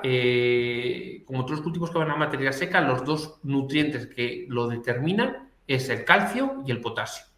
Es decir, tenemos que atender a esos dos nutrientes si queremos materia seca, en remolacha, zanahoria, patata.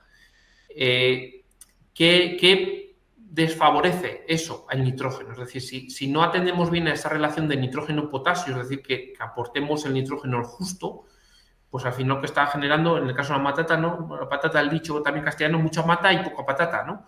Por lo mismo. En este caso fue un trabajo, nosotros en remolacha, pues trabajamos, hemos trabajado en todos los cultivos, seguimos trabajando en todos los cultivos, pero en remolacha, el año que empezamos a trabajar en remolacha, intentamos validar esto, porque chirriaban un poco las recomendaciones que recibía el agricultor respecto a las que nosotros veíamos que a nivel de balance de nutrientes y todo, tenía que ser, es decir, recomendaciones que recibe el agricultor en algunos casos altas de nitrógeno y bajas de potasio, y las que nosotros veíamos era contraria al revés. Por tanto, hicimos un trabajo en una parcela de 9 hectáreas, hicimos dosificación variable, elegimos los fertilizantes que tenía que aplicar, hicimos ese seguimiento, ese análisis de la polarización de ese contenido de azúcar. Y aquí vimos, pues eso, que de la forma tradicional el agricultor venía aplicando 180 y 140 unidades de NPK, y en este caso, pues de nitrógeno bajamos a 171, de fósforo bajábamos considerablemente a 109 y de potasio aumentamos a 269. ¿Eso qué supuso a precios del 2020? Pues un ahorro en esas casi 9 hectáreas, 8,8 hectáreas, de 500 euros, lo que supuso un 28% menos de cantidad de fertilizante. Eso, si lo analizamos a precios de a día de hoy, donde el precio del fertilizante respecto a la campaña 2020 pues ha incrementado en torno a un 64%, creo recordar, 64% por ahí, pues esos 500 euros pues se convierten en más cantidad. Es un trabajo que salió publicado en la revista de ACOR, en el número del 2021, enero del 2021, y ya, por último ejemplo, es el tema yo siempre comento que cuando se empieza con esto, es decir, lo que más pesa es la agronomía, ¿no? Y muchas veces se sobrefertiliza. Y si un agricultor estaba habituado a aplicar 800 kilos de determinada fórmula y tú le estás diciendo que no, que tienes que aplicar la dosis entre 500 y 600, pues el primer año o una de dos, o te manda por el camino adelante o no te hace caso, ¿no? En este caso es un agricultor, Manuel, de ahí de la zona de Salamanca. La zona de Salamanca son suelos muy bonitos a nivel de mapa, pero un engorro a nivel de manejo, porque en la misma parcela te encuentras arena, barros que se conocen allí, más zonas más arcillosas, y lo que hablábamos al principio, tienen diferente capacidad de retención de nutrientes, diferente capacidad de intercambio catiónico, diferentes problemas, falta de calcio, exceso de fósforo, como podemos ver en el mapa. Por tanto, son suelos complejos a nivel de manejo. Por tanto, lo que planteamos es, como Manuel en cobertera nos hacía caso, pero en fondo no, porque lo venía haciendo su padre y le daba cosa, ¿no? Pues la campaña pasada lo que hicimos es 2 zonas. Una zona con tu recomendación, con lo que tú venías haciendo, y otra zona con la que marque el mapa. Perfecto, así probamos y es como se ven las cosas. Exacto. Pues en este caso la zona naranja pues fue la que 600 kilos por hectárea de un 9,19,27 a 600 kilos por hectárea, y la zona del mapeo pues en variable, pues había una zona azul de 389 y una zona verde de 456 kilos por hectárea. Esas bandas se definió, se cargó al mapa, se cargó en un mapa. La dosificación variable, la tecnología ya te permite hacer ensayos en parcela, ¿no? Sabiendo, hablando con el agricultor, por qué cabecera entra, qué mano hace, pues ya planteas las bandas. Oye, voy a trabajar a 24 metros, ¿vale? Pues planteas las bandas y te permite hacer un ensayo muy interesante.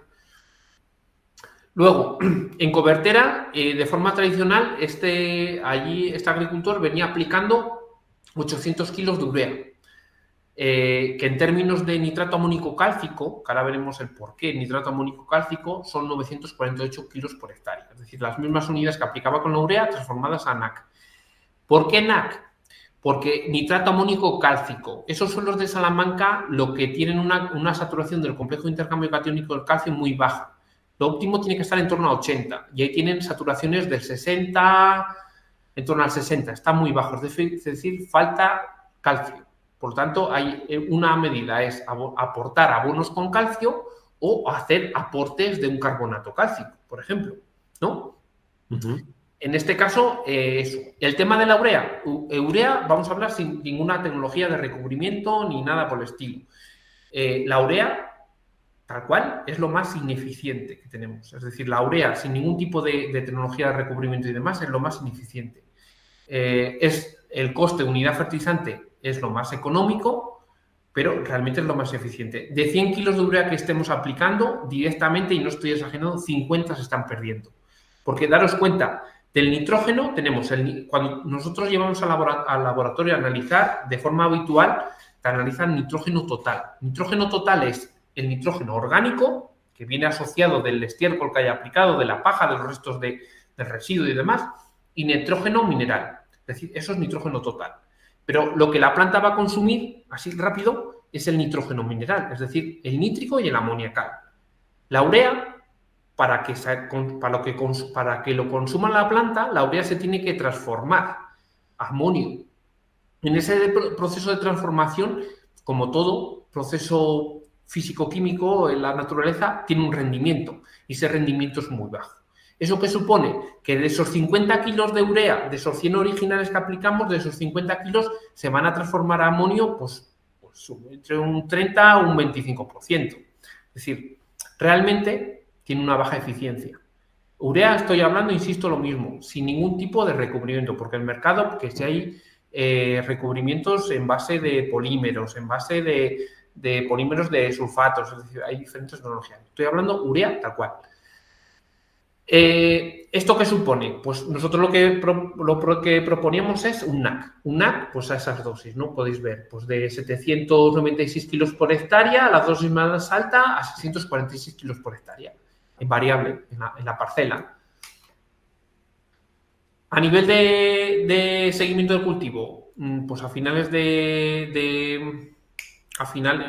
la primera quincena de agosto. Oye, Manuel, ¿qué ves? No veo nada. Pues eso es lo que se trata, ¿no? Es decir, hemos aplicado menos unidades de nutrientes y la cosa es que no se veía nada. Es decir, en este caso es una buena noticia. Exacto, es decir, hemos reducido y no se ve nada. Vale, eso, lo anterior era una foto, pero lo interesante es la evolución. Esto es una evolución del vigor de esa parcela. Del tratamiento que venía con mapa variable y del tratamiento que venía con una dosis homogénea que era la tradicional. Prácticamente igual. Prácticamente igual. Es decir, está ligeramente superior la de Agreg, pero estadísticamente, que es lo importante, son iguales. Es decir, interesante. Incluso esto podía dar un poco más a comentar en tema del maíz, el Stay Green ahora tan famoso de el tiempo que permanece llenando ese grano, el maíz, es una cosa importante también de saber qué estrategia de fertilización, qué fertilizantes utilizar y demás, pero eso daría para otro debate. Por lo tanto, a precios de mayo del 2023, esto supuso que en fertilizante de fondo, aunque estaba en esa época a 760 euros a la tonelada, supuso 116 euros por hectárea de ahorro. Y luego, si sumamos a eso el tema también de la cobertera, de lo que venía aplicando con urea a esos equivalentes, a esos 800 kilos de urea, pues también supone que son 114. Es decir, en total, 230 euros de ahorro a precios del año pasado, porque esto, al final, la típica pregunta, ¿no?, que todos hacen, ¿y con esto cuánto me ahorro? Pues la respuesta está condicionada, lógicamente, al precio de cada año, ¿no?, de los fertilizantes, ¿no? En algunos casos no es el ahorro. En algunos casos es saber que estoy aplicando lo que tiene que ser. Y en algunos casos, en algún agricultor, oye, que este año me has mandado a echar más. Ya, pero es que tienes los suelos como les tienes. O me has mandado a echar más, por ejemplo este año, ¿no? Sí, las estrategias de segundas coberteras, pues al final es como todo, ¿no? Si yo salgo de casa y antes de salir de casa ya desayuno, almuerzo, como y ceno, pues seguramente la eficiencia mía de consumo de esos nutrientes sea mala, ¿no? Pues en los cultivos pasa lo mismo. Es decir, ir a estrategias siempre que se pueda de dos coberteras me permite jugar también más con las fórmulas fertilizantes y también me permite jugar, oye, que el año viene bueno como este, voy a aportar a la segunda cobertera.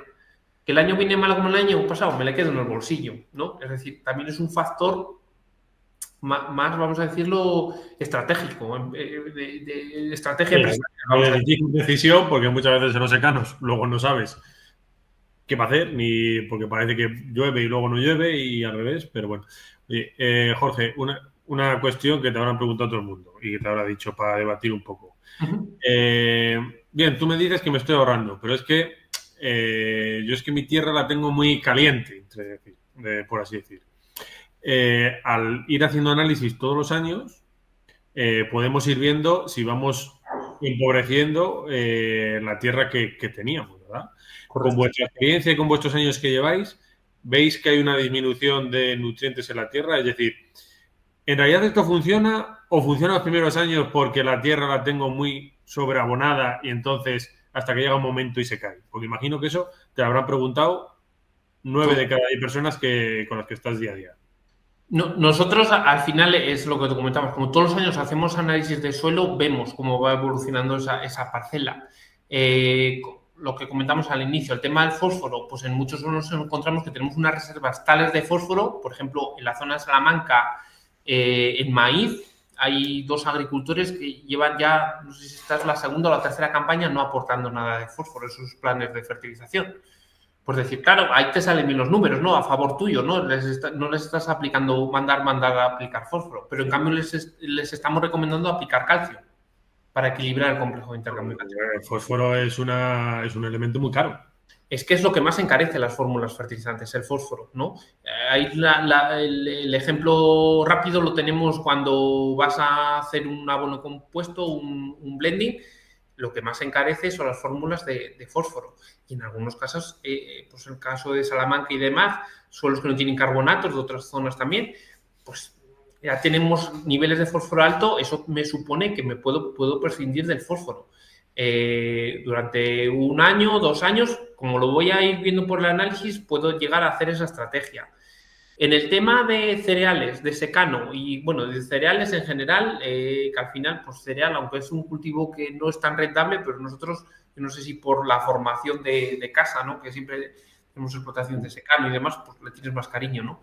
En secano ya llevamos 3 campañas con varios agricultores que lo que hacemos es una estrategia de gestión de fósforo y potasio a medio plazo. ¿Eso qué supone?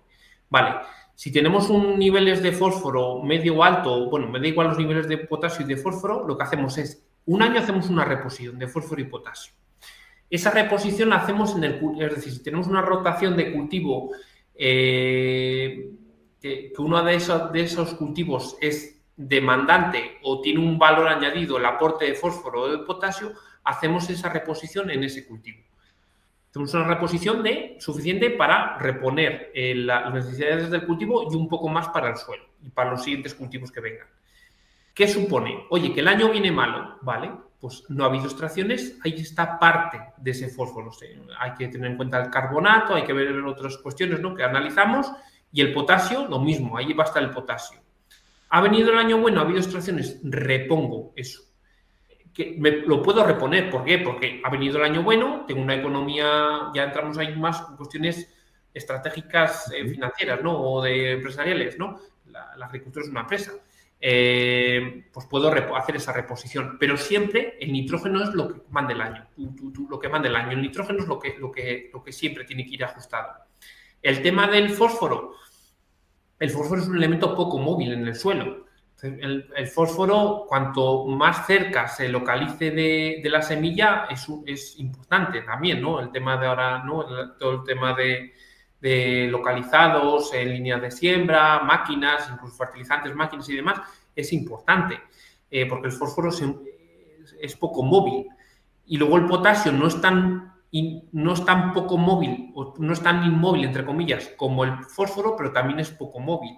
Por lo tanto, lo mismo. Por ejemplo, agricultores que el año pasado les tocaba hacer reposición en cereal de potasio, que en un cereal de 3.000, 4.000 kilos, una reposición con cloruro potásico, con cloruro potásico no llega a los 100 kilos por hectárea para un cereal de esa producción. Pues el año pasado, como estaba todo tan desorbitado, pues dijimos que no, que el año pasado no lo hacíamos y lo hemos hecho este año.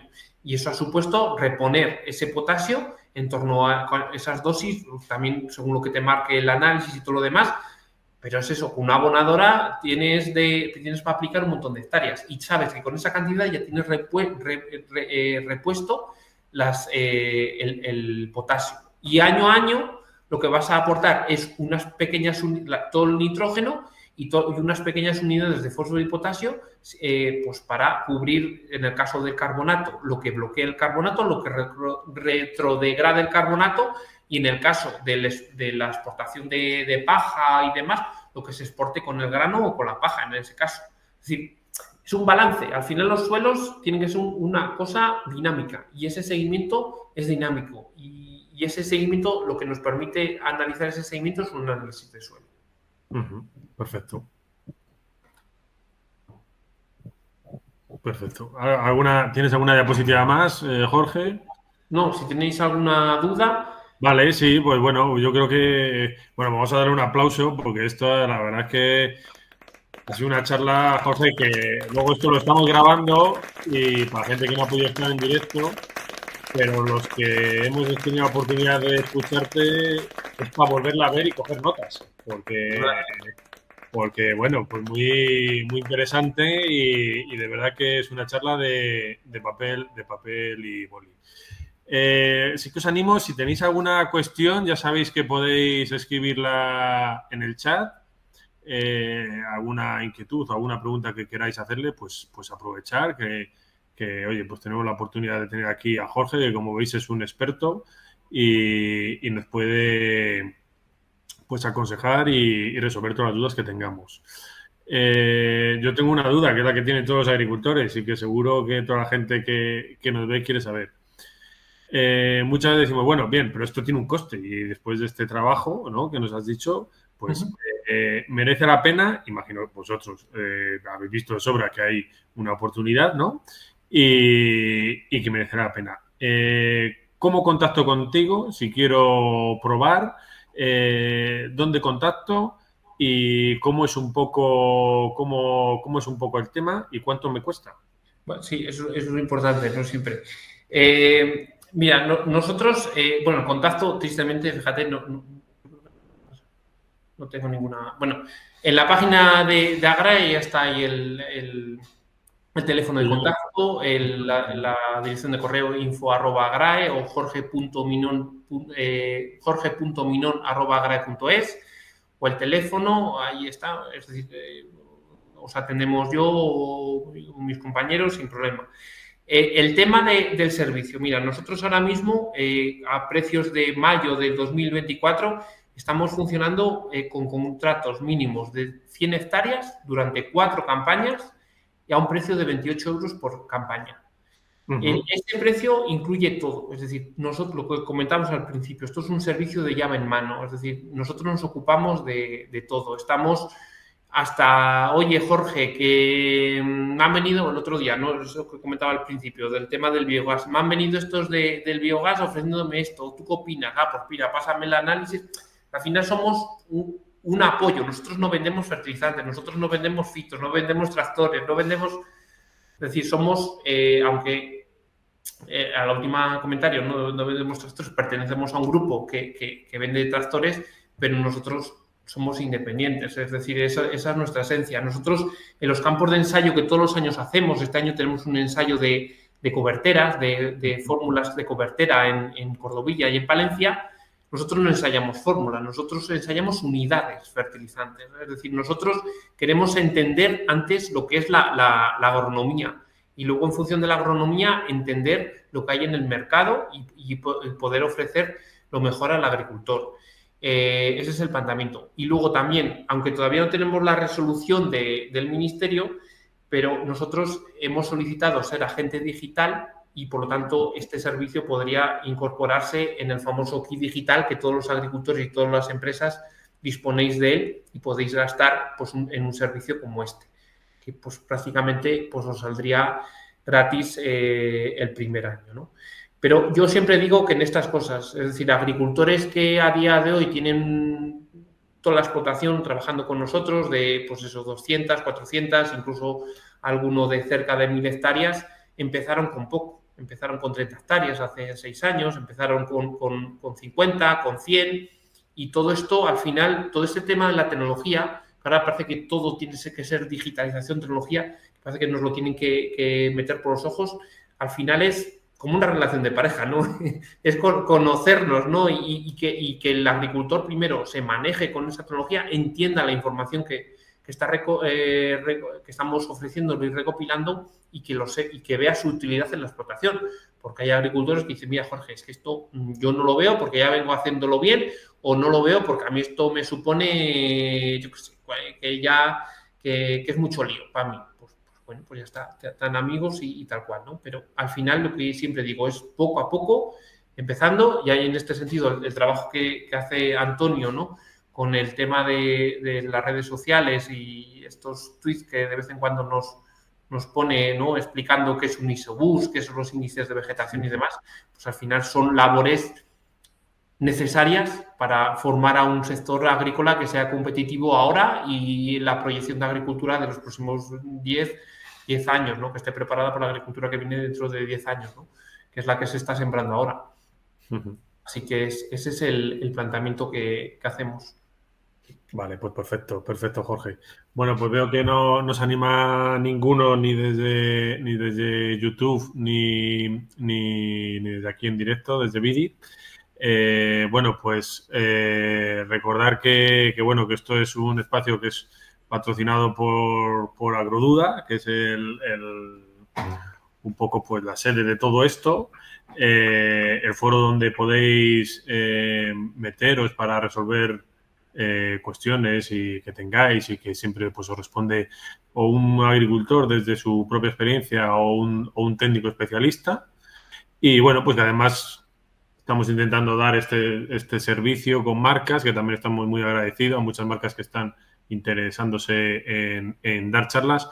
Pues al final creo que son también muy necesarias, Jorge, todas estas charlas y además muy interactivas, donde podemos verlas en directo, tener la posibilidad de preguntarte y luego además que se queden grabadas y que la pueda ver cuando, en esta locura de vida que llevamos de tiempos, pues cuando tenga un rato o a ratillos, ¿verdad? Y entonces pues creo que es buena cosa esta y que, bueno, pues poco a poco vamos aprendiendo un poco, vamos aprendiendo además, tenemos la suerte de ir aprendiendo de los mejores. Hoy lo has demostrado, Jorge, estás en primera línea de todo esto y bueno, pues seguro que poco a poco te vamos a ir conociendo más y oír cada vez más de Agra y de todos estos servicios que dais. Y bueno, pues nada, agradecerte que hayas estado aquí. Vamos a darle un último aplauso, que a mí esto me encanta, para que veamos que, bueno, pues todavía la gente está ahí escuchándonos. Y bueno, pues nada, hasta la próxima. Muchas gracias, Antonio. Muchísimas gracias y nos vemos en el campo. Eso. Un saludo y muchas gracias a todos. Hasta la próxima.